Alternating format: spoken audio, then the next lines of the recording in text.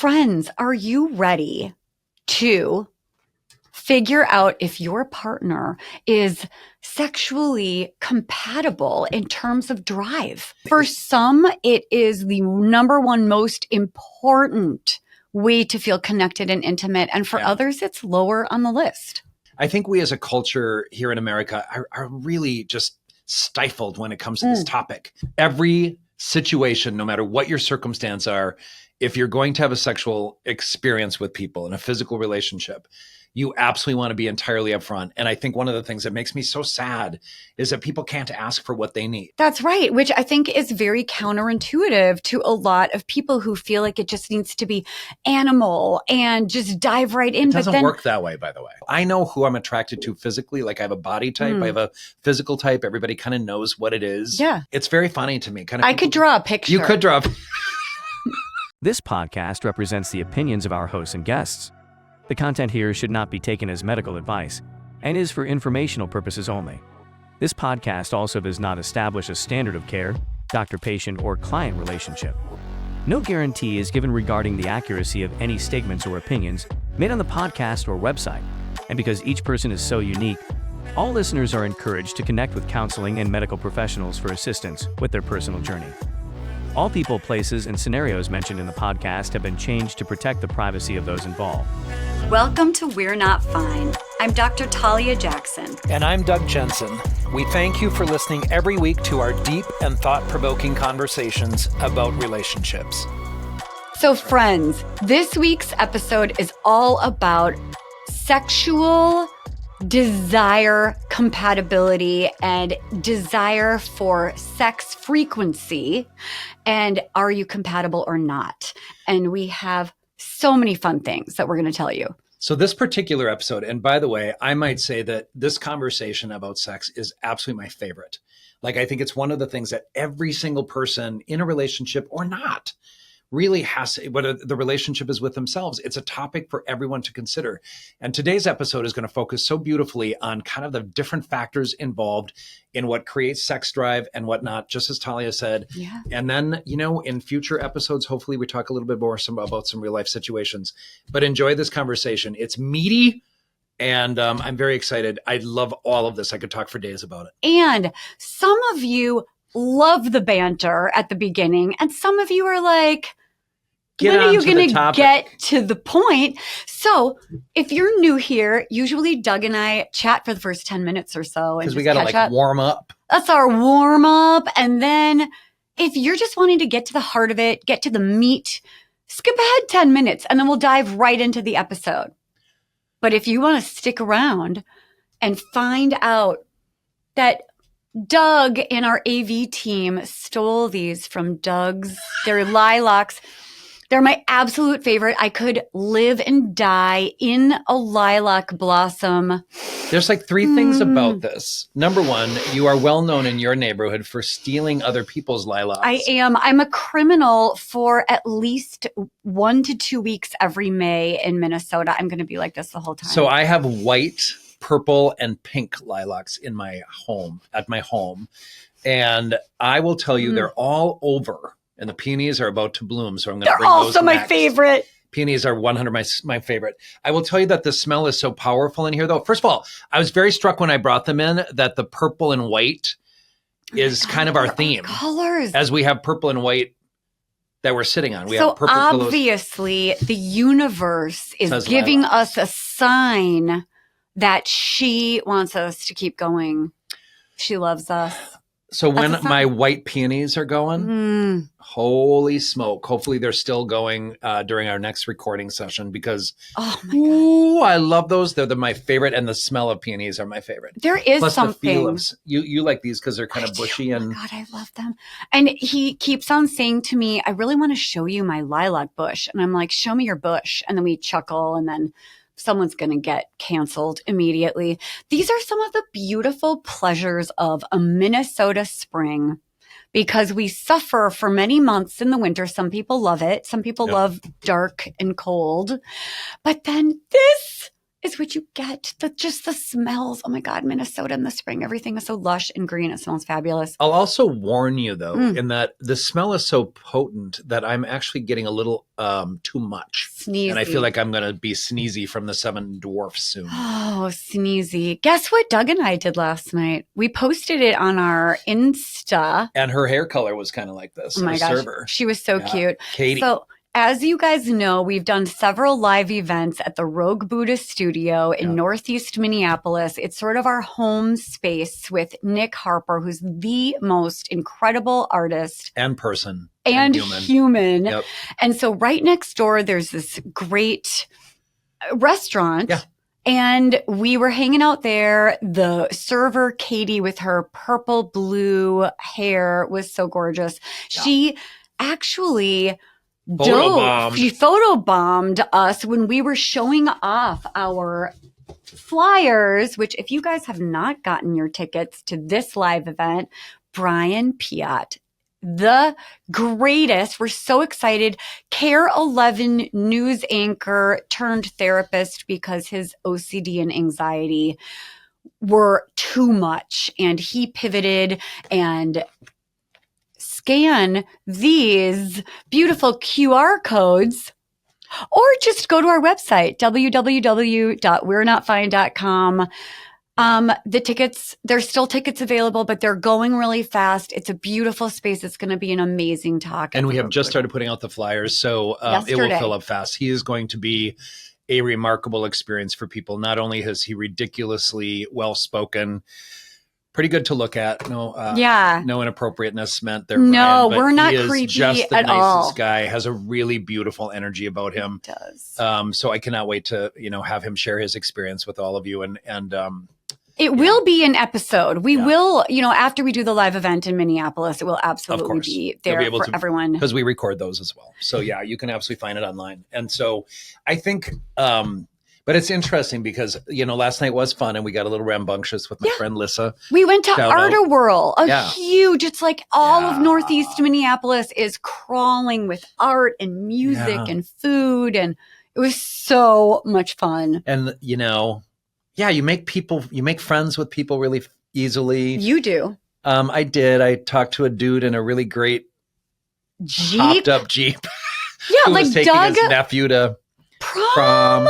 He had a great outfit. You walked into the middle of the street to talk to this guy driving this like really up-level decked out Jeep. It was amazing. Loudest music. And Doug was like, talk to me about your life.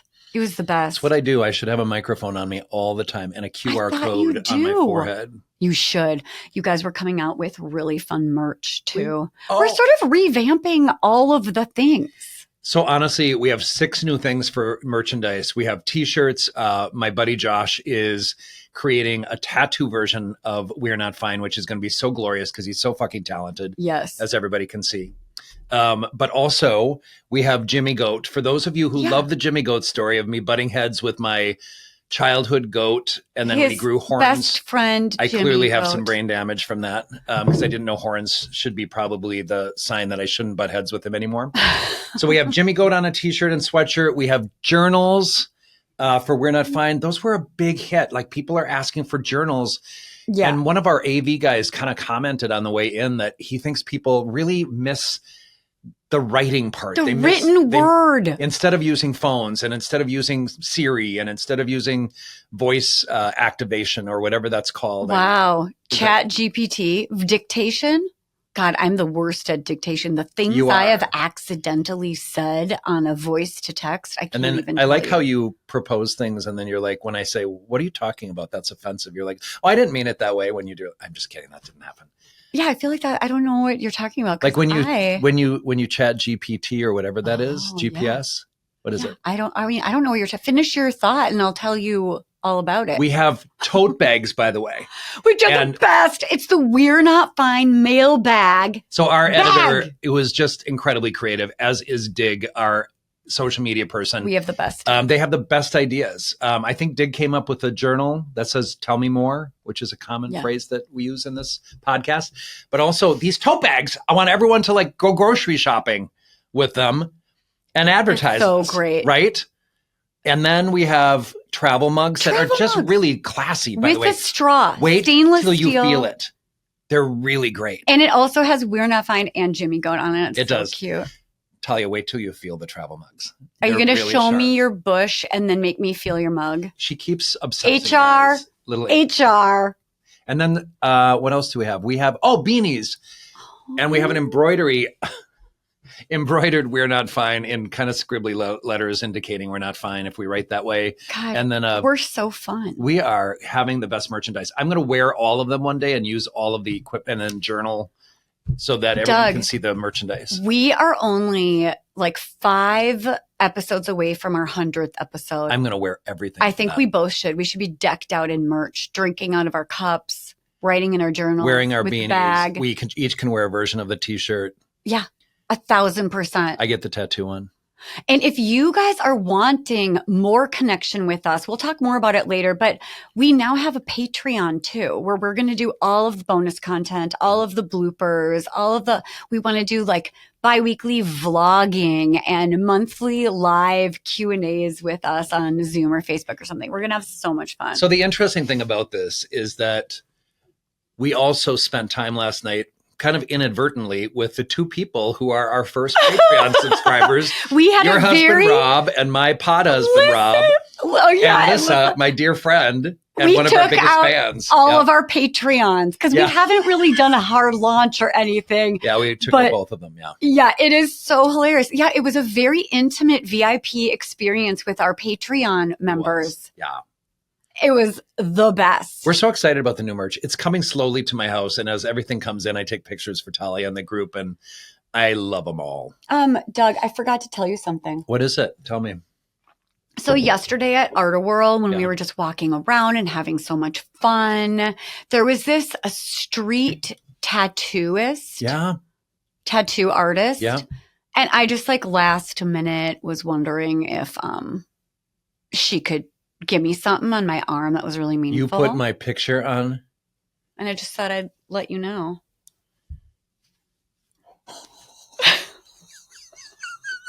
Okay, that's a picture of her and I. That is hilarious. You know what? It's so sad because my can tattoo. You tell me?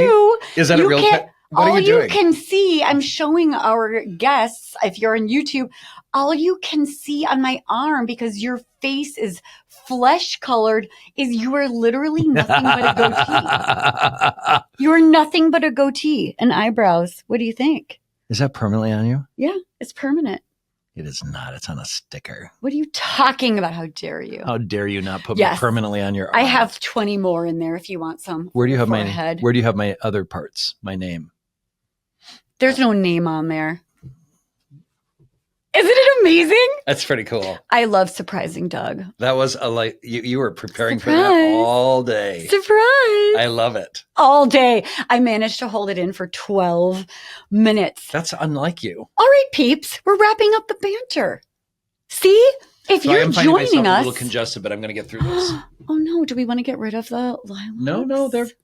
I brought them for you. Do you guys remember when Doug ate a pastry and we had the best 7 minutes of our lives? And I don't think we ever aired that episode because then you fell apart and you fell on the floor. I think we talked about it on that episode. I have a gluten and sugar problem. Like if I eat gluten, I start getting really tired and bloated. This is not great. And then if I eat sugar, I get really exhausted and tired, which feels kind of pre-diabetic, right? I had both. So I had the pastry and I kept eating it because it was so good from the patisserie right across the street from my office. And amazing. I just became zoned out, and I remember staring at you like, where am I? Okay, so that just occurred to me. Yeah. This week, we're going to post the funniest 5 minutes of our lives. Are we? When Doug, it's on Patreon. It's going to be on Patreon. There is a free level, and then there's a $1, $5, $15, $25, whatever. There's a level for everyone. But if you just want more of us, because we're so something. But this week, I'm going to post that 5 minutes before Doug went into a diabetic coma and fell on the ground. And it was like we couldn't stop laughing. We had the giggles. Was that episode? Yeah. Which we couldn't air. Is that the one where I said, thank you all for responding? Yes. Okay.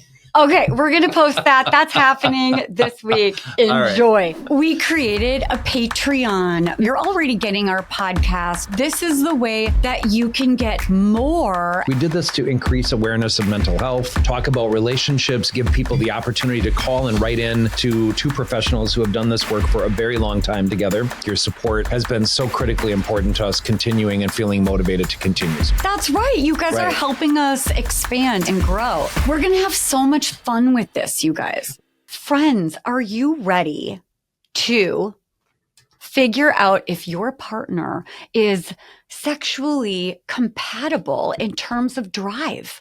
Doug, so I love this conversation so much, I'll tell you. I think we as a culture, I just want to preface this by saying, I think we as a culture here in America are really just stifled when it comes to this topic. And there Puritans. It's really unfortunate because it's such a valuable part of life, and not that everybody needs to be sexual. I want to say that. I want to say, asexuality is an okay way of being as well as in this world. So everyone gets to do their own thing. Sex is not like a pressure. We're so also socialized to believe that everyone should be sexual and everyone should be. That's right. Engaging in any sort of way. Everyone gets to do this their own way. So let me just start out by saying that, because it's really important. We're all different. Of intimacy. It's a type of intimacy. And for some, it is the number one most important way to feel connected and intimate. And for others, it's lower on the list. Yeah. And different levels. And we're going to talk about that, because it's not just about intercourse. It's not just about oral sex. It's not just about anal sex. It's about, kissing. It's about every form of physical expression. That's right. That can be all over the map. But we have to be able to talk about it. Yeah. And you had a quote you wanted to read. I do have a quote. Aren't I tall? She gets a little directive. I'm managing my own ADHD by managing Doug's ADHD. And it works really, really well, as everybody knows. Anyway, so Kristen Mark, a sex and relationship researcher, defines sexual compatibility as perceived sexual compatibility, is defined as the extent to which a couple perceives they share sexual beliefs, preferences, desires, and needs with their partner. Yeah, I love it. So that's the definition of compatibility, and really so easily said. I love that quote because it's so simple and so much about what we believe. This is about expressing everything and anything. And I'm always reminded of the couple that I was working with, and I probably referenced this before, but I remember saying, so tell me about your intimate life. And one guy goes, that's really personal. I'm like, guess where you are? You're in front of a therapist. So you're going to be entirely open and honest in here, hopefully, to get to where you need to go, which I would say, whether it's with the help of a therapist or whether it's on your own, every situation, no matter what your circumstance are, if you're going to have a sexual experience with people in a physical relationship, you absolutely want to be entirely upfront. And I think one of the things that makes me so sad is that people can't ask for what they need. That's right. And it's not that you're always going to get what you need, but you got to talk about it. That's right. Which I think is very counterintuitive to a lot of people who feel like it just needs to be animal and just dive right in. It doesn't work that way, by the way. And it's a way to learn about each other too, and not feel threatened by someone else's previous sexual experiences. Yeah. We have a list of 12 questions to ask your partner, or even ask yourself, to be thinking about what is compatibility in terms of sexual desire. Let's dive in, shall we? Number 1, these are the 12 questions to ask yourselves and your partner if you're compatible under the sheets. Ready? How much sex is too little or too much? So I have a hard time not responding to every one of these. But I also want to comment on what you just said, because you said something about under the sheets. Yeah. It doesn't always have to be under the sheets. Sex? It can be sex on top of the sheets, on the kitchen sink, in the table, on the washer dryer, on the patio, outdoors if you have privacy, in the hot tub. Okay. All over. Interesting. Thank you for clarifying. Have you never thought about that? I've been married for 20 million years. And you always years. Okay. Oof. Anyway, we got a lot to talk about with that. There are many locations available for you. Number two. How much sex in a week is ideal for you? I love this question. And I'll tell you something, even as I talk to men and women about this issue, I know what my frequency is. And I'll tell you something, honestly, like I evaluate it for myself as like how much I'm craving it, how much I want it. Because after I have had some of my needs satiated, I'll call it, I can go a couple few days. Yeah. Like I'm good for a couple Wow. few days, right? A few days? Do you know what I think about I have this? a frequency that's very clear to me, as funny as that is. I feel like a lot of people, if they sat down to think about Yeah. it, their frequency would be clear too. When I talk to couples, I'm very clear. I sort of think about it this way. I talk about this continuum 1 to 10, just so couples can start to have some language that is a little bit more, what's the word? Objective, not subjective. It's like quantifiable, not qualitative, but like quantifiable. And the scale that I've come up with is 1 to 10. So Yep. if you are in the 7 to 10 desire range, it means I want you so badly. I want you badly enough to initiate. I am flirting with you. I'm always thinking about it. I want this. And then the 4 to 7 range is like, it didn't really occur to me to initiate. It isn't all I'm thinking about. But you know what? If someone were to approach me, not someone, yes, someone were to approach me, I'm in. Like, I can't think of a good reason why not to. It just, I wasn't wanting it enough to initiate. Doug, hold it. I know you have thoughts and feelings. And then the 1 to 3 is like, I am unwell. I have zero interest in anything sexual. Please do not approach me. I will say no.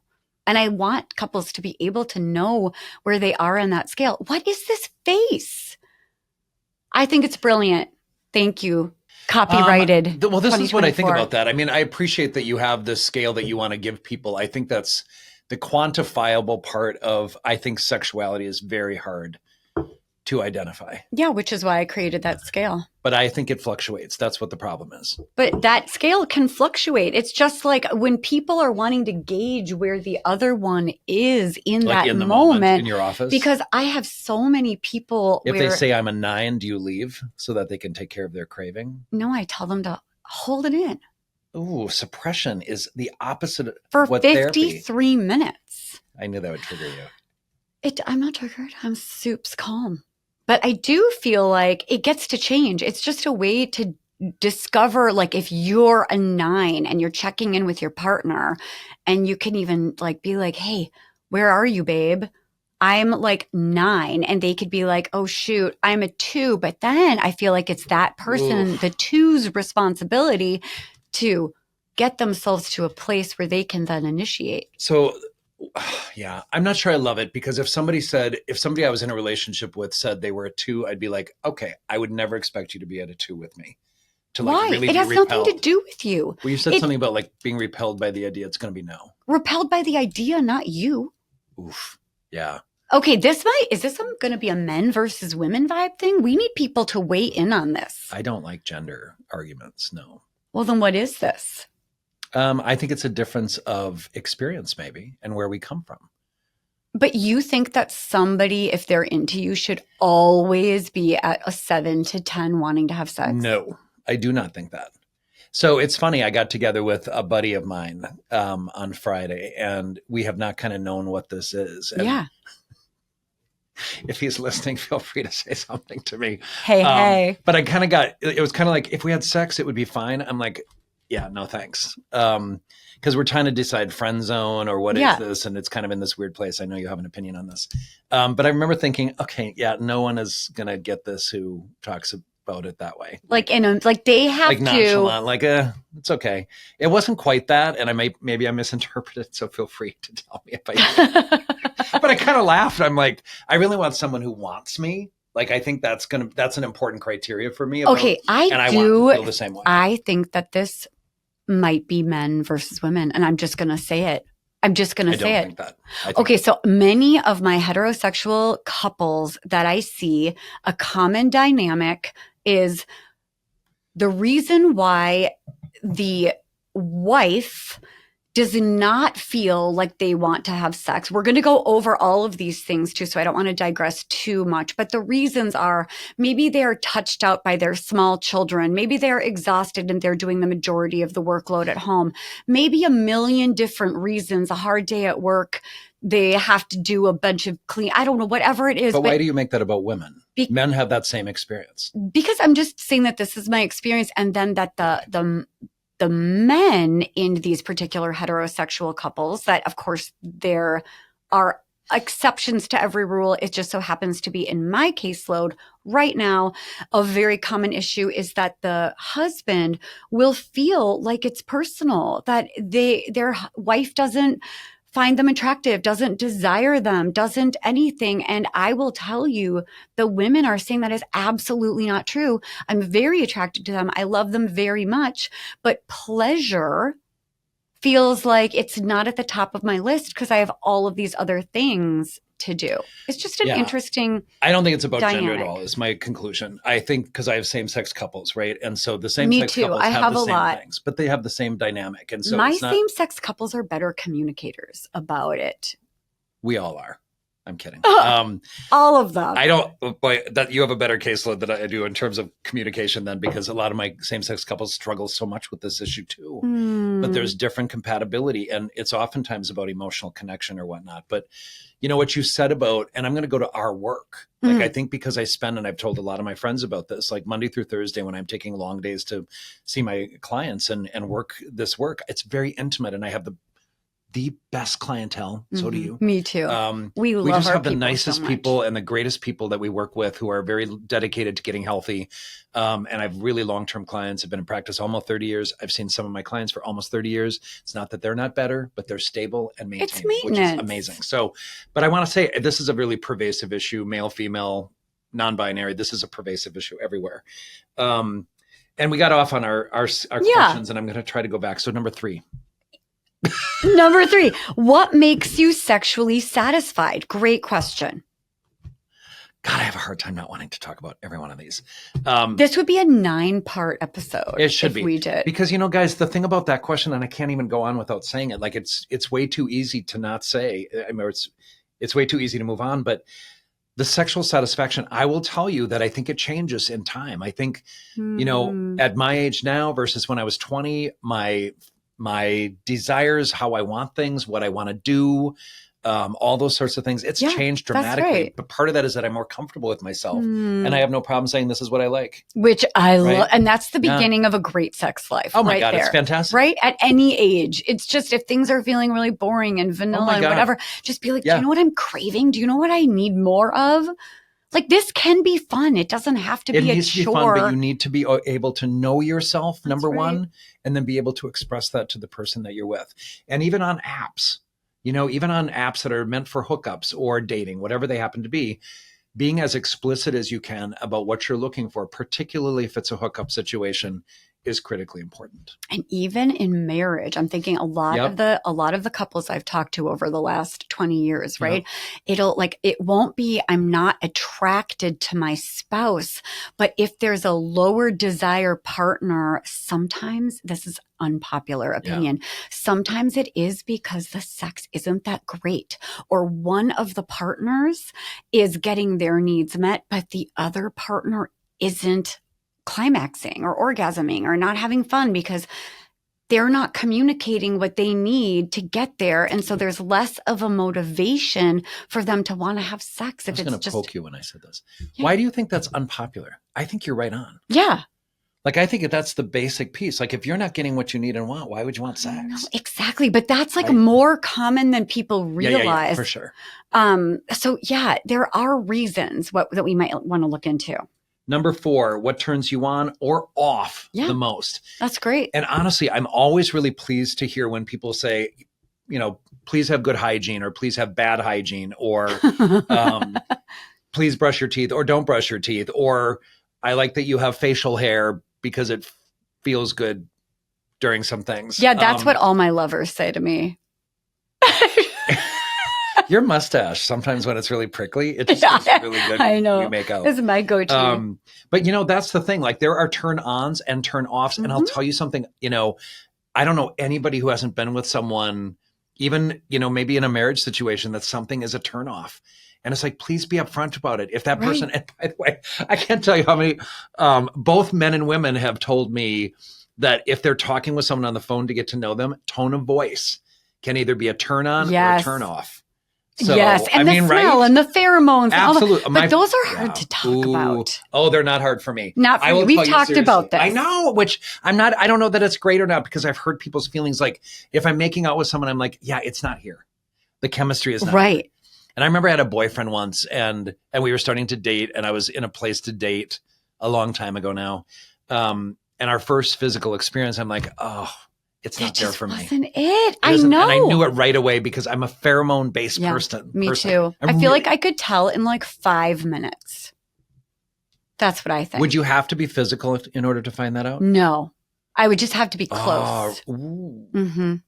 You know what I really love too is that it's not 100% across the board. You know, one of the things I hate the most is that people assume gay men are attracted to all men. We're not. It doesn't work that way. Just as women are not attracted to all women or men, men are not attracted to all men or women, straight, gay, bisexual, whatever it is. It's just the most ridiculous notion. It drives me fucking crazy. But there's a part of this that, you know, I know who I'm attracted to physically. Like I have a body type, I have a physical type. Everybody kind of knows what it is. Yeah. Who is in my friendship group. Like, it's very funny to me. I could draw a picture. You could draw. And I don't go outside of that. Funny enough, I just don't. Yeah, I think that's fair. Like there's a color hair on men that I don't participate in. I just will not get together with those people. It's not. What is it? It's not blonde. You're not into blondes. I'm not talking about. You know, but here's the thing: I wasn't either, and here I am. Is Rob blonde? He was, and now it's more like a dark blonde, light brown, like sheep. No, not sheep color. Do you have any kinks or fetishes? Yes, Another I do. good question. Don't ask Doug because we'd be here all day. It's really interesting. I will tell you that over the course of time, people oftentimes, do you like the lilacs from the Jensen farm? I love that so much. There's a part of this that, you know, that kink and fetish thing. Like, I think there are people who explore new things and they don't even know that that's what they wanted. That's right. And I've had that experience too, where I'm like, something got introduced to me about 6 months ago. And I'm like, oh, I didn't know that. I'm into I it. had no idea that was something about me. So I want to say, explore things, like, you know, try out new things. If you have fantasies, and sometimes I always tell people, like, if you watch porn, what are you watching? Watch it together. Yes. Not watch it together, but also like, what type of porn are you doing? Is it BDSM? Is it a particular act? Is it oral? Is it shoes? Is it nylons? Is it hose? Is it fishnets? Is it, boy, are you excited? Is it leather? Is it chains? Is it whatever it is? Enjoy it, explore it, and open that up to your relationship. It can keep things alive. I'll talk to Rob later. My brain just exploded, but I'm going to dive right in and say, couples that have been together a really, really long time, you should be doing this too. Like, it gets vanilla. Look around, see what's interesting to you. It doesn't take much to invite your partner into, like, let's explore. They will say yes. Give your partner a chance. They may not say yes. Oh, really? Very honestly, one of my very, very first patients that I worked with when I was an intern, I have actually a lot of these examples where somebody who wants something done to them or wants to be more aggressive versus vanilla, whatever words that, vanilla's passive, fine, of course. Aggressive versus, or whatever. Like, if you're not into it. So, for example, I worked with someone whose partner wanted them to be choked. It wasn't comfortable for my client. It just didn't work. I see. It was, and then it's not fun for the other person because they know that they're not really into it, and it becomes kind of this role play fantasy type of fetish thing. And we are going to get into what do we do about, like, I can't wait for that. That's a great conversation. I got this. Because that's important. I love that conversation. But actually, my first client was exactly that. It was about leather and BDSM, and he's like, I can't do it. I'm like, that is, and it's hard because we also, as we talk about in all of the episodes, we do have a right to individually grow, change, and become more of who we are. But the hope is that our partner will grow with us. That doesn't always happen, but that is the goal, giving your partner a chance to grow with you. And also know that, you know, it's not always easy for someone to consider it. You know, if somebody wants to do something and the other person is not sure, like, what I would love everybody in a relationship that is being exploratory in these ways or curious, I would say, give yourself a moment to kind of take it in, You don't have to engage all the way if you don't want to. Like, let's say there's a toy that the person wants to use. Yeah. You don't have to do it, or you could say, I'll try it. Yep. But if I'm not okay, let's have a safe word. Yes. And I I'm going love to let that. you know I can't do this. I love it. Mm-hmm. Just there's so many ways of going about this, which we'll get to when we talk about like how to explore this a little bit differently. Next question was, what kind of kink or fetish would you like to explore? So I think that's kind of the same thing that we've just talked about. What sexual fantasy would you like to fulfill that you haven't fulfilled? Almost the same thing. Yeah. And I think role play, I think attire, I think wardrobe, I think not wardrobe, I think toys, I think all that stuff. How have your sexual desires changed over time? Which is exactly what I was talking about before. Like I don't know if it's because I'm more in touch with myself and my body and, maybe have a little bit more experience where I kind of feel like I kind of know. I know what I like. I know what I like. And you know what? In 10 years, it might change again. That's right. And then in 20 years, I might be dead. But you'll have different sexual curiosities. And I would love that. Like in the afterlife, there'll be a whole new pool, a dating pool for you. I think we should make an agreement. If one of us goes first, which might happen, or if we're on the same plane together, it won't happen. Oh my God. I know. What's the deal? What's the agreement? I think the person who dies first has to come back through Kaya, our resident psychic. I like it. Yep.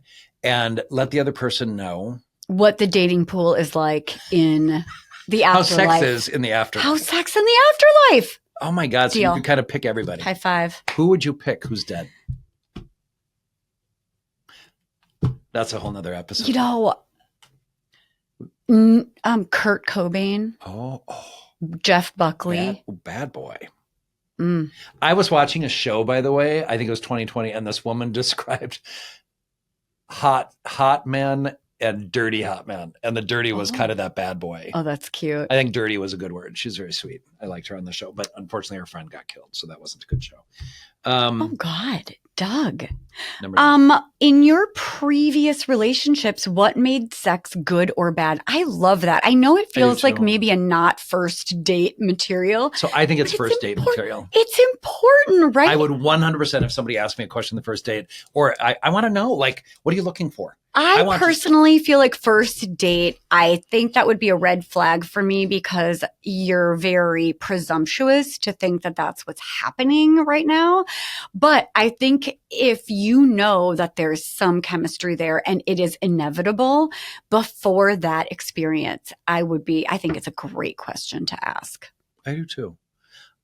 So I'm someone, by the way, we all know this, but on the first date, out with it. Like, I don't know that you want to waste your time. I think determining chemistry is the important part of that first experience, right? I'm not going on a second date with someone I don't want to smooch. Well, right? That I agree. That definitely has to be there. But I know a lot of people who are a little more sapiosexual, or there's some other word that I'm always demisexual, where you need to know someone first and you need to like them in order to even know if you feel sexual towards them. Yeah. That's not everybody. Yeah. But I feel like if you're asking about how do you like sex on the first date, it depends. Like if this is a potential hookup, that's really important because that's the agenda of the meetup. But if it's like I'm looking for a long-term partner and a companion, I don't know if that's first date. But anyway, you know what? We can move on. I don't know if we have to dive into that. So I just want to say how much I love this topic. I know. You're welcome. I could talk about this forever, and we probably need to have different spins on this whole thing. Who was your best sexual partner and why? Mm-hmm. So the tricky thing about that is if you're not in a relationship with that person currently and you had a best sexual partner, you want to talk about it. Like, I know the dude that I've kissed that kisses the best. Mm-hmm. So there's now this kind of criteria. A bar. There's a bar that's been set. And if it doesn't get met, I'm okay with it not being a 10 out of 10, like a match for that. I could do I always tell people it has to be like 7 or 8. You have to feel like a 7 or 8 in order for something to sustain both emotionally and physically. Question. Have at it. Okay. So even in just like a kissing compatibility, you know what you're wanting. Yep. Do you think either you've got it or you don't, or do you think it's something that you can learn how to be a better lover, a better kisser? Oh, I think you can learn a lot of it. I think you can learn how to kiss your partner in a way that works. And let's just go tongue for a second, right? Like, I think how much tongue you give, How Right. you introduce the tongue to the kissing. That's right. Because that is kind of a make or break it for most kissing. It is. Yep. You have to know. I think you need to be attuned. Yeah. And I'd say start slow. Because not everyone likes that. Tongue? Especially if you're a smoker. Maybe like less is more. That's a whole, I mean, but that is in this whole experience. Like if you're with somebody and either their breath or there's, whether the smoking, etc. Like there are people who can't. Mint. Floss, Doug. Do you want know to what? tell us anything about I do want to tell flossing? you about flossing. This is crazy. And I will thank Julia, who works with my dear friend, Carissa, who is my dentist. Julia is her person that does all of my work, right? I'm not a regular flosser. I always have floss. I have those nice ones on a stick that are kind of pretty colors. I'm so happy for you. I'm encouraged by pretty colors. So I think those are for toddlers. Yeah, I love those. So Julia says to me, you know how the bleeding that you get when you floss? And I'm like, yeah, I bleed all over. Like my whole mouth looks red. She said, the more you floss, the less you will bleed. Yeah, which is why you need to floss every day. So now, guess what? You were guess who today flosses years old. every day? Me, because of Julia. Thank you so much. Everyone thanks you, Julia. What? I can't wait to tell Julia that was the ticket. Like, I don't know. I think we all have those moments where it's like, oh my God, that's why I work out. Or that's why I floss. Yeah. Now I understand why. Today years old when I learned. I'm really glad. It's never too late to start. Are you saying flossing. I always have teeth in my mouth? I mean, yes, I do. Food in my teeth? Oh, I always let you know. Especially you do. Last night you did too. In between our episodes, sometimes he'll shove his lunch. face with seaweed. What are those? Like the little crisps, like seaweed sheets. I love those. And then we'll go into an episode and he's got like half of it's a perfect snack. Lake Elmo in his teeth. Or the St. Croix River. We're almost done, you guys, with Gosh, God darn it. Okay. If everything was legal, what would you want to try sexually? I have an answer for that. Really? I'm not telling you. I'm not sure that would change God. anything for me. Maybe I'm too vanilla. Anyway, so we're not going to get into that. If you didn't have to worry about getting caught, what would you want to try sexually? That might be my favorite question on this whole list. Really? Because it kind of says, I'm not feeling it. Well, because get out of your comfort zone. If you had nothing. So my professor in grad school, I've said this on the podcast before. One of my professors was brilliant. He said, your next paper is about a secret you've never told anybody. Yeah. Write about that secret and hand it to me. I will destroy all of your papers. None of us, I think, even though he's a totally trustworthy person, Dr. Bill Bradshaw, really such an inspiration in my work. But I will tell you that I remember just panicking. Like I got red and I started sweating. Like, what am I going to write about? And then I started writing and I'm like, that is what therapy is, by the way. You get to tell people everything and anything when you go to a therapist. It's confidential. It's private. We cannot tell anybody outside of any threat of harm to yourself or others. We can't tell anybody. And anything. it is a no judgment zone because people come in and they're like, oh my gosh, I'm sure you've never heard anything like this. Yes, we have.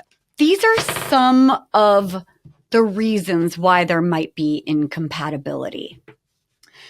Which are reasons why sex doesn't work for some people. Like, I think that's where these, we came up with these reasons. We looked up some thoughts from other people and professionals.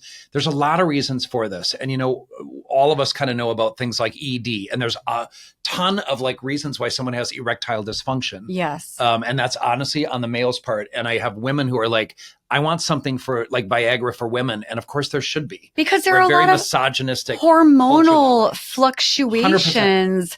And so, there is the biological piece. Like we've separated it into three main umbrella categories, which is medical, health, well-being. Yeah. And the second one, psychological. And the third, relationship issues, right? We could go on and separate it into a bunch of different ways, but this is what we found to be most profound of ways to talk about it. So we're looking for the reasons why people have desire and frequency mismatches. So let's start with like the medical health and well-being. But the first thing, it is erectile dysfunction, But there's so many hormones, right? Yep. It's like these are whatever gender. There are reasons that are biological, and there are parts that can help. Maybe there are medications, women that are going through menopause or they're pregnant or they're postpartum. Hormones wreak havoc on people's moods and sex, like desire, libido.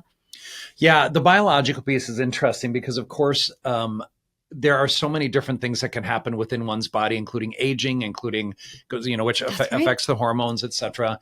But these medications as well that men are taking, and there's, I think, multiple erectile dysfunction drugs being marketed at the moment, and they don't work for everybody. And part of that then transitions in my conversations with people anyway to kind of what the psychological pieces might be.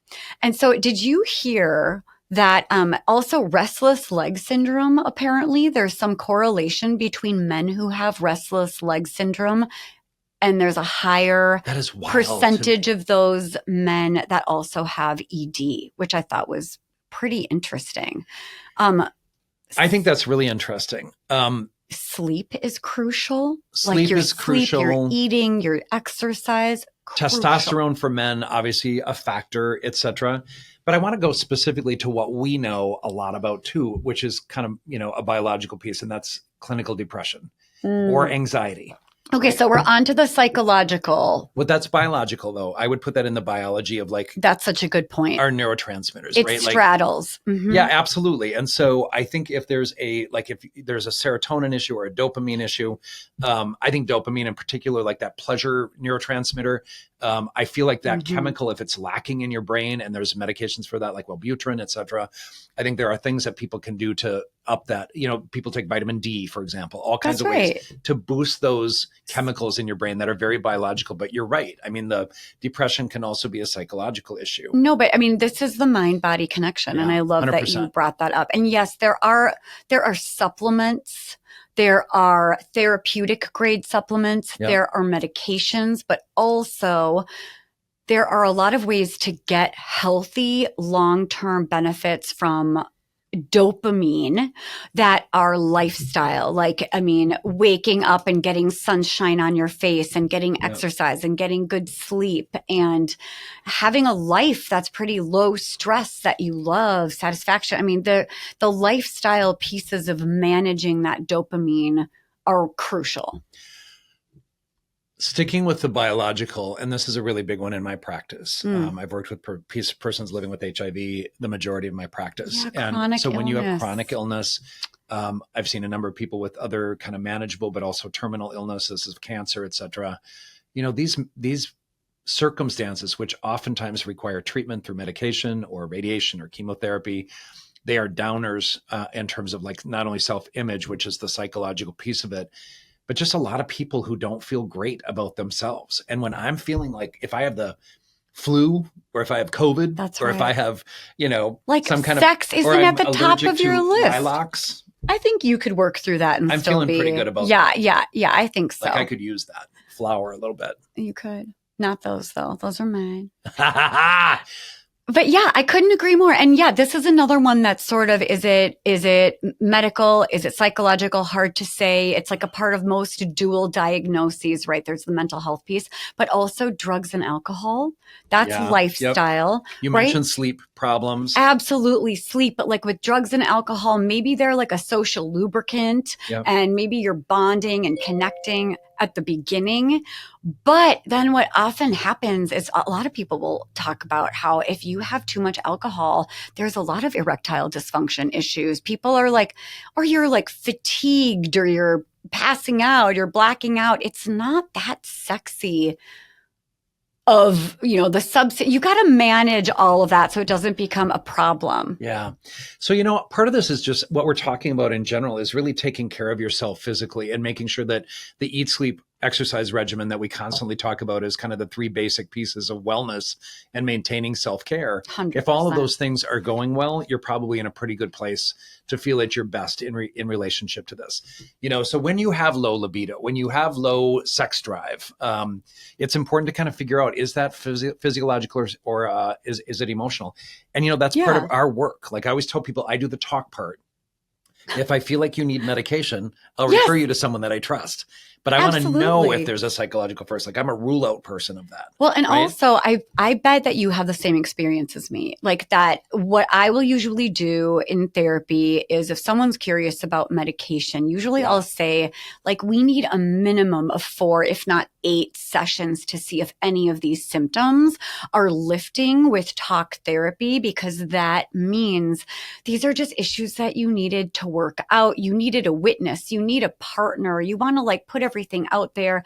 It really will have an immediate benefit on getting rid of all of the shame, putting it out there, normalizing, figuring out some solutions. And if there are certain things that are not lifting, no matter how you're trying to look at it, usually it is a more biological, biochemical issue that you might need a referral to a medication. I would add on to that. I think the part is, even if talk therapy is helpful to lift some of those symptoms, there might be a ceiling or that's right. A maximizing of how talk therapy works. And the medication can be a way to even elevate that mood even further. Absolutely. It's a beautiful combo. Yeah, I agree with that. And I want to say something, like when you start those medications, a lot of antidepressants, as a lot of my patients have identified, is a way that, some of those side effects occur. Low libido, regretfully, weight gain, all of the things that could be downers when it comes to sexual like satisfaction and feeling confident about yourself.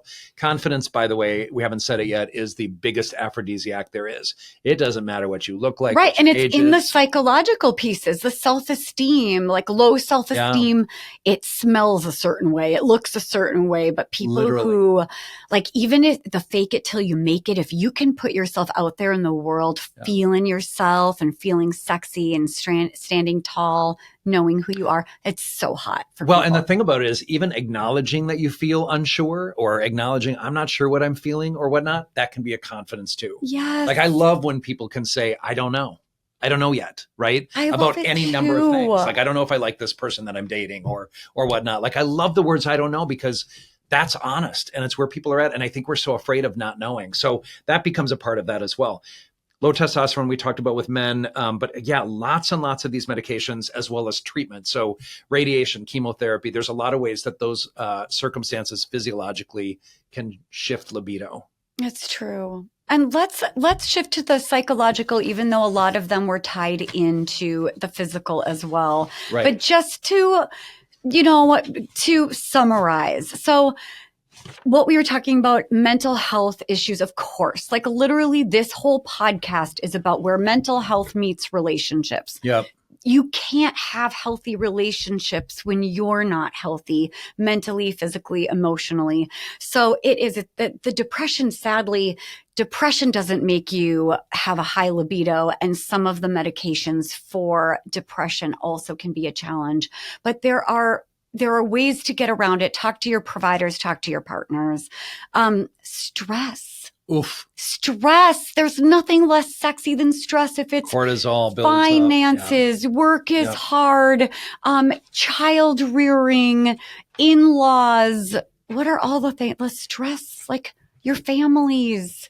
Which, by the way, I honestly feel like we must be, and as a culture, having less sex, because everyone is a little bit more stressed over these last several years. And I just want to put out there, one of the things that Talia and I, our career, do is kind of evaluate kind of how the bigger picture of life and big circumstances in the world affect people. And there's so much going on right now, but I'm really convinced that the pandemic situation across the globe was so traumatizing for us as a humankind. And so I think every person is still kind of adjusting to having survived that experience, whether you survived well or not. There's long COVID experiences that some people are having, but I find myself really encouraged by the ability to just talk about that. But that's a chronic stress right now.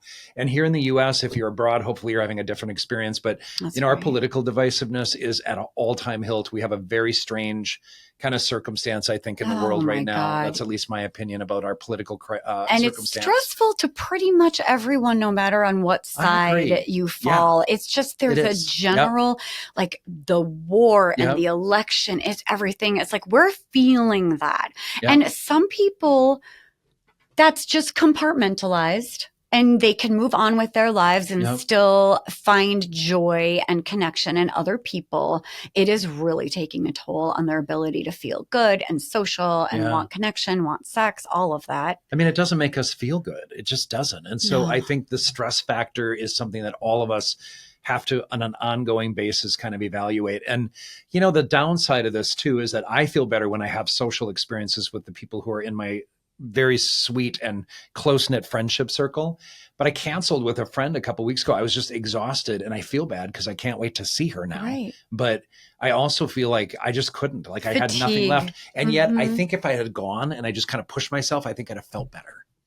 You know, it's a really fine line. Isn't it though? Yeah, because we do have to tend to, when we're feeling completely depleted and Yeah. burnt out and crispy, adding more things. I don't know. It could go either way because we're both, I agree. you're more extroverted, but yeah, it's not a one size fits all for sure. And the last few of psychological causes, the poor body image, low self-esteem, I feel like that kind of is pulled together. Whereas it is what it is, right? But if that is the reason why your libido is low, I feel like we would encourage you to maybe do something about that. Like maybe that isn't a good enough reason to not put yourself out there and not be inviting in any sort of sexual connection or pleasure to your life. A lot of people will say, I just don't feel sexy or I don't feel good in my skin. But then the spouse or the lover or whomever you're dating will say, please don't make that my problem. I find you sexy.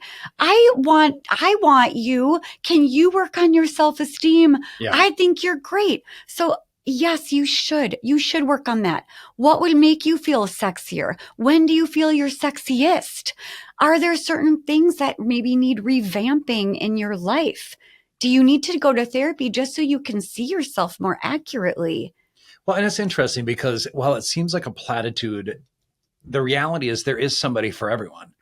Yeah. You know, I think we all have different types. I think we all have people that we find more attractive, and that's age and body size and body type and color hair for my circumstance, and you know, just all kinds of things about that. And you know, I'm very drawn to confidence is a big, huge thing for me. And I'm not drawn to the prettiest of people. It's not what You like character. I do. That's no one has ever said that to me that way. Yeah. I do like character. You like interesting. I like interesting. bones. I like a little maybe edge. But also I need consistency to feel drawn to that person. And when it's not consistent, it's like, it just feels like that's a chaotic. turnoff. It's chaotic and roller coasterish, and I'm not drawn to it. It's really a turnoff. This whole idea, one of the things on that list that we were going to talk about is the abuse part, the physical, emotional, the sexual abuse. That is huge. Please know that this is so pervasive, and it's really sad how many of our clients honestly have some sort of abuse in their past. Yes. And I have some physical in my past, and that physical does impact my sense of safety and trust and connection, and whether I want someone touching me or cuddling me or something like this. It doesn't always work, and it's dependent on who that person is. And I require some level of trust for some of that. That's right. And even if someone is really amazing and trustworthy, you can still have a PTSD flare up where I've been with this person for 10 years, but there was something about the way she touched me or he did this, whatever it is, that will trigger some old horrible memory. For sure. These are really important to talk about. Do not swallow it down. Yeah, for sure. I mean, I think that's part of negotiating that. And, you know, I have worked with clients on being disclosing of that when they start dating a new person. Like, I have some history. I am working on it with my therapist. I feel good about where I'm at, but I have some triggers, and just know that these are the sorts of things like you can't probably restrain me, or you can't have sex with me in that position because I was raped in that position or That's whatnot. right. Like there's so many different pieces. Vaginismus is a diagnosis that has to do with pain and discomfort with sexual experiences. That is often, I think it is psychological if I understand the criteria. It's not based on anything physiological, but if people have had people take advantage of them, there's a natural sort of subconscious experience of having it be painful. And I mean, absolutely. If you think about like, people who are really turned on Yeah. and into it, there's an immediate physiological response. 100%. Same with trauma, right? If you're in your head or you're feeling like scared, or your body will literally shut down. Like that sexual openness and vulnerability will not even be accessible if you're in that headspace. I'm pretty sad to say this, but the reality is I think people have done a lot of things. I know I have. I don't know about you. Like we've gone through with something that we wish we hadn't. Or it didn't feel right, but you didn't listen to yourself and you weren't feeling comfortable saying something. So you don't necessarily put that boundary on it. So I just think there's something about that is worthwhile to really think about. Like, have you done something you don't want to do? Have you gone further with someone that you didn't want to? Have you not used protection in some way? That's right. And gone further than you should have? And accidents happen with condoms, etc. But if you're using condoms and that's your circumstance, but there's all kinds of things, but you get to say no and have that be respected. Because abandoning yourself to please someone else is, bottom line, not good. It's not healthy. It's not you growing into the best version of yourself. It's not a relationship you want to be a part of. Yeah. I agree with that. I think there's a part of this that, at the end of the day, it really is about really listening to yourself no matter what. And we also wanted to talk about the relationship piece of why there might be a lower desire in compatibility in terms of desire for frequency. So even though there's the biological and then there's the psychological, there are also relationship issues that play a part of why one person might have a lower desire and lower libido. Yep. And I mean, I know that we're all debunking all of the gender stereotypes, right? But there was this old gender stereotype that men feel emotionally connected when they're physically connected. They need sex to feel emotionally connected. And women tend to need that emotional connection to feel sexual desire and interest in sexual connection. Again, not a one size fits all. Doug and I see so many same-sex couples, so many heterosexual couples, so many couples of every gender, non-binary on the continuum. And there will usually be one of each in whatever the union is. Yep. But it's an important dynamic to think about. Does one person need more sexual connection to feel the emotional connection? And does one person need more of the emotional connection to desire sex? And I appreciate that you really did want to take gender out of that, because I think that's exactly right. How you said that last part is what I agree with. I think there's oftentimes in a poly or a two-person relationship, there's oftentimes an imbalance. I don't know how people would possibly imagine anything other than that. I want to go to something you said, though, that was really kind of interesting to me. Like you and I joke about this oftentimes. Like you'll be like, I want to know what that person's relationship is with their mother. Yes, and like I can't be attracted to them unless I know their taste in music and if they take their grandma out for brunch. So I'm very physiologically and pheromonally based. And so like I will probably want to smell someone's neck. Which is probably why you and Jimmy, the goat, were such good friends. I attribute that. And by the way, that's about where I'm at in this life. Like I have raised my kids. I have an amazing co-parent, my lovely ex-wife, who is still my best friend and family member. And I have had great boyfriends that have been a part of my experience too, to kind of figure out who I am, going back to those initial questions. So I'm grateful to everybody who's been a part of my experience that way. But now I'm at this point in my life where like, I really, really know like what it is. And I know quickly if I want to pursue that person or not. And the downside is, and I always tell my clients this, like, the healthier you get, the less people there are in your life, because Yeah. your standards for what those relationships are increase. That's I right. find that also in my sexual life. Like, I know exactly, like, I've zeroed in on what it is that's going to give me the optimal experience. And I love luckily, it. I can still get it. And no So, time wasters. I really appreciate that. I also feel like the healthier we are and the more Yep. ourselves we are, we tend to live 100%. our like vibe is at a higher frequency. Yes. And we're matching. We're only seeing people in our same energy frequency Yeah. line. So if you're really like you've got low self-esteem and you're really sort of around a lot of negative, toxic people, wake up, look around, be like, okay, why is this home? Why Yeah. is this Yep. frequency so comfortable for me? What would happen if I started to have more confidence, feel better about myself, cultivate a life Yep. that feels more positive? You're going to start to find people on that same frequency. So to continue with the relationship factors that might lead into the incompatibility, right? It's like that lack of connection. And also, if there are unresolved conflicts and fights in your relationship, that is not usually sexy for people. Although For sure. I will have some couples where one person, when they're feeling disconnected, right? It's sort of the same theme. They really want that intimacy to reconnect. And the other partner will just be like, I hate the way that I feel right now after Yep. that conflict. I Yep. want nothing to do with you. I am not attracted to you right now. What do you think about that? Well, no, I think it's hilarious because it's way too obvious to me. Like, if you're angry at somebody, and it's funny, I will tell you, I had one couple that I worked with, and they came in to kind of reduce their bickering and reduce their frustration with each other. And they kind of just fought all the time. And then they realized that was something that led to great sex for them. So they would create that, and they're like, we don't want this to change. It actually, the makeup sex is really amazing. And we don't want to work on this stuff because we figured out that our attachment style is to quabble, which is kind of an avoidant attachment style to create, interesting distance and friction. Absolutely. Distance, friction, have that sort of gaminess, but they always ended up feeling very close afterwards and very connected. It wasn't physical. There was no potential harm or threat to harm anybody in that situation. And so they kind of said, we figured out we kind of like who we are. Okay. I kind of love that. I also think about, how like Gottman will talk about the different, like I can tell within a few minutes if you guys are going to make it or not. And what he found out, I feel like in one of his first books, was that there are so many different styles of being in relationships. And one of them is volatile.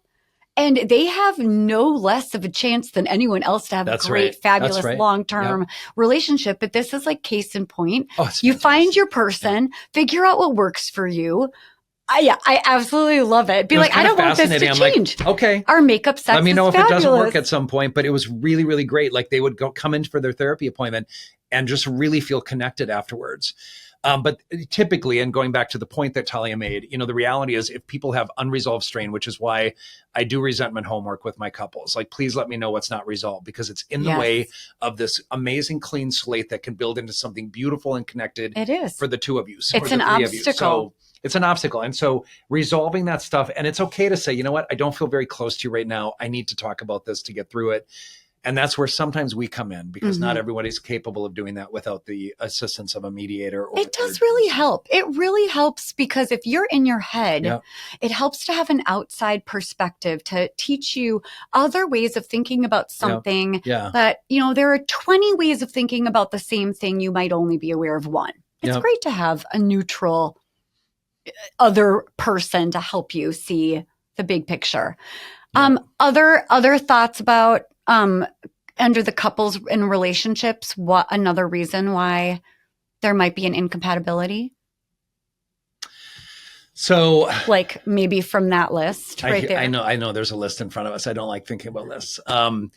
This is what I want to say. I mean, there's oftentimes conversations about privacy where people are talking about they have kids, they don't have any privacy. I see that there's an Airbnb commercial on TV where if you have an Airbnb, you can have your own space and you don't have to go to bed at the same time as your kids like you would in a hotel room. And it kind of is speaking to the fact that you can have that romantic time, because then that couple is in Paris and they're listening to La Belle Vie, or La Vie en Rose, I guess it is. La Belle Vie was the restaurant here. So I find myself thinking, yes, there's lots of ways that people have to create that space as well. That can be fun, though. I do have clients who schedule sex. I do have clients who schedule date night knowing that it typically leads to sex. So creating that Yes. space, getting a babysitter, renting a hotel room if you need to. So privacy issues are just a kind of a practical thing. I know. Right? And we agree that practicality is not sexy. Spontaneity is sexy. But if you have been in a long relationship, if there are kids, if there are in-laws living with you, if you do not have a lot of privacy, you might have to schedule something, because you don't, you just won't find time and you won't find the space. And everyone has like their windows of when they feel sexiest, when they can let down their guard. And it's probably not when there are other people in the house. So there's that. Also, I feel like we've talked about, but poor communication of sexual needs and desires is really huge. And that might require some vulnerability and some trust. So if you haven't gotten there in your relationship, bring that into your relationship, the way that you talk about these things. Because if there are reasons in your relationship why you're not wanting to have sex, that becomes everybody's problem. And as soon as you're not having sex for a month, 2 months, a couple months, it starts to get really awkward, and people have a harder and harder time trying to bring it up. And don't let that happen. Just notice out loud without blame. Just be like, we haven't been able to connect for a while. Not you haven't initiated, but like, I miss you. We haven't connected in a while. What do we need to do to set ourselves up for success? Do we need privacy? Do we need to talk about it? I mean, there's so many factors, though, in why that might happen and what your communication styles are and how you present things. And that's why, therapy can be a really, really effective means of creating a space where people can have that experience of opening up. And I think assignments, and that's why I do assignments. Like, I take responsibility. I ask that person to tell you, so you can, put it on me that you are needing to talk about this. Like, I do have clients who say, my therapist told me I have to bring this up with you. And I'm like, yes, blame me. That's totally fine. Doesn't always go well. Love it. It's really okay to blame me to, get the conversation going. Yes. Because that leads to the trust that's really necessary. And, I think that's one of the pieces some people really require, based on any sort of history that they have with abuse, neglect, trauma. Trust becomes a really important factor in creating that connection and that ability to really open up about what it is that you want and need from a relationship. But life is too short, folks. We want to make sure that we're maximizing this. And you guys, we loved this topic so much that you'll see that next week's episode is still about sexual incompatibility or sexual libido desire incompatibility. And we have a couple mailbags that we're going to dive in, because we can't get enough of this. It's like on our minds. Yeah, I'll tell you, I think this is probably one of my favorite topics when it comes. I love communication. I love talking about chemistry. I love talking about helping people find compromise, which is what we're going to talk about when we get to some of these incompatibility situations for people that have written in. But I also want to say, I could just talk for days about this, because I think it's one of those things that we all have some sort of experience with. And whatever it is that your experience is, again, if you don't feel like having sex, if you need emotional connection, if you need intellectual connection, if you need to know who that person is, if you can't be sexual for 10 times of getting together with someone, if you need it to be slow for whatever reason, please take care of yourselves and be honest about that. So I cannot wait for the mailbags. I know. And also next week's episode, we are going to give some suggestions, some tried and true ways to talk about it, how to manage the differences, and what compromises are appropriate. Because everyone has to sacrifice a little to find compromise, but compromise also means it's as close to a win-win as humanly possible. I love that word you said, appropriate. Appropriate. Where's the line? There are times where it's maladaptive and it's not healthy. That's right. To accommodate somebody else's wants and needs. And we'll talk about that. 100%.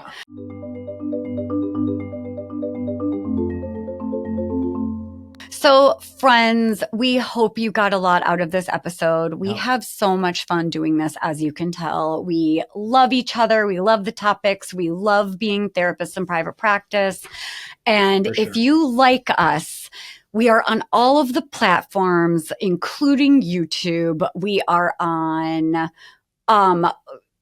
what are we on? Apple Spotify, Podcasts, probably Spotify, Google. I don't know. a million, all the platforms. And there are ways to give us a comment and like us and subscribe if you like us on YouTube too. We love the comments. I love the comments on YouTube for people that want to watch us. Do you know what I love? Rating and reviewing. That would be the kindest thing you could do for us to shoot up the list. We're still really high. Guess what? What? In Bulgaria, and you're never going to guess, Kuwait. That's right. Seriously. Yeah. I mean, we're doing great in the US. Don't get us wrong. And Canada. But wow, really surprising. Tell your friends, tell your enemies. We're everywhere. And of course, the whole point of doing this is that we want to hear from our viewers. We want to help people out with their relationship issues. We want to help people understand the correlation and the association and the connection between mental health and relationships. Go to we'renotfine.com. We have a tab for you to write anonymously any questions. We do apologize. Evidently, there was a glitch in our website for a while where that was not available. It's available now. Our lovely tech person and editor, Alex, is taking care of everything, making sure things are up and running. That's right. We'renotfine.com. Go to it anonymously. Put your name on there. We'll put your name on there if you want us to. Write us any questions you have whatsoever. No fear. We're kind of talking today about no fear of these conversations. That's right. So we want you to feel very comfortable putting yourself out there and asking anything and everything to us. We will respond. And if you just want to email, it's contact@we'renotfine.com. But we always love to hear from you. We're also on social media, like everywhere, because now we have this adorable social media manager. She has us on TikTok. It's really kind of fun. It's We're Not Fine. Just we're everywhere. We're Not Fine or We're Not Fine Pod. So it's Douglas L. Jensen on Instagram, Dr. Talia Jackson, and We're Not Fine Pod. And YouTube, you guys, if you haven't seen us on YouTube, you can't appreciate all of the color combos and the lilacs. And if you want to know what kind of a gay man turns a straight man gay, it's this guy. So check it out. Which means they weren't straight, by the way. Until they met you, they were. We love you guys. Although there's one more thing I want to talk about. So it's so important. Very excited about this. So I am somebody who doesn't know a lot about social media, but I have come to understand what a Patreon situation is. We now have the option for you to sign up 4 different levels. On our website, there's a little click button that actually toggles a little bit. I noticed how clever Alex was in kind of creating this toggle. Like, look up here. If you click that, you can sign up for regular subscriptions at various levels. There's free to $25 a month. That's Obviously, $25 a month gets you more. There's things in the middle as well. We list everything that's included in every level of that Patreon and sponsorship. And guys, honestly, one of the things that the reality is podcasts take money to make. And time and energy. Like all of the stuff we have around us right now, if we took pictures of it, we could show you how much is involved in creating this dynamic. And we do it out of our hearts. We're very delighted to offer additional information and education and anything that people need related to mental health and relationships, which is why we're doing this.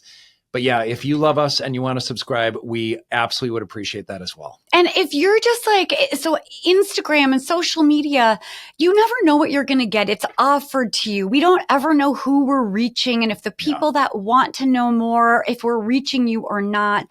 And so this is a way that's like really personal, right? If you like us, there's like a one-stop shop on Patreon. We're going to do all of the bloopers, all of the bonus content, special conversations with our guests. We have like discounted merch. We've got discounted live tickets for our events. We have vlogging and blogging and fancy up-level, newsletters, just like really so much fun stuff. And yeah, a monthly Zoom or a monthly chat live with us. You poor dear souls. We thank you for everything. Thank you for your support. It means a great deal. We're not fine, but at least Talia have a tattoo. Has me permanently on her shoulder. That's right. Onward forever. You know what? You can't really see it very well. We're going to have to post a close-up photo because we're very cute on my arm. Extreme. Bye, friends. Take We'll care. talk next week. See you then.